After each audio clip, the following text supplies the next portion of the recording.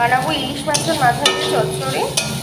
তার জন্য এখানে জিরে ফোড়ন দিয়ে, আদা বাটা দিয়ে, পেঁয়াজ কুচি দিয়ে দিয়েছি আর তেজপাতা দিয়ে দিয়েছি। এটা ফোড়ন করে নেব, একদম অল্প তেল দিয়েছি। তো সবজিগুলো দিয়ে দিলাম, পেঁয়াজটা ভেজে নিয়ে। এখানে সবজির মধ্যে বেগুন, আলু, কুমড়ো, ঝিঙে, রাঙা আলু, কচু, বাড়িতে যা সবজি থাকবে, পটলটা দেবেন না তা বলে, যা সবজি থাকবে সবজি কেটে নিতে পারেন। দিয়ে ভালো করে একটু নেড়ে নেব। চাইলে পটল দেওয়া যেতে পারে, জানতাম না, মায়ের থেকে জেনে নিলাম।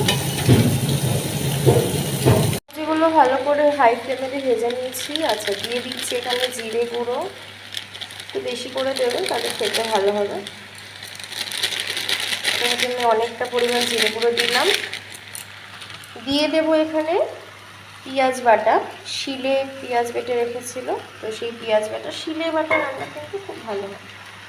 আচ্ছা, দিয়ে দেব এতটা পরিমাণ আবারও আদা বাটা আর লঙ্কা বাটা দিয়ে ভালো করে সব মেন মশলাগুলোকে খুব ভালো করে সবজির সাথে মিশিয়ে নেব। এটা প্রায় আমার সবজিটা সেদ্ধ হয়েই এসছে। তো এতে আমি দিয়ে দেবো, একটু জল দিয়েছিলাম, দিয়ে দেবো আমি নারকেল গুঁড়ো। নারকেল কোড়াও দিতে পারেন, আবার না থাকলে নাও দেবেন, এটা অপশনাল। দিলে টেস্টটা খুব ভালো হবে।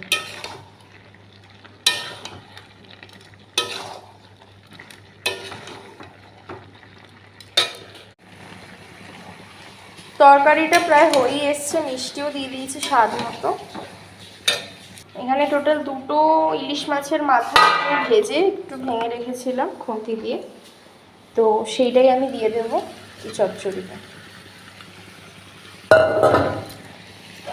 এটা দিলে তবে কিন্তু স্বাদটা বাড়বে, নইলে বাড়বে না। দিয়ে ভালো করে একটু নেড়ে নেব।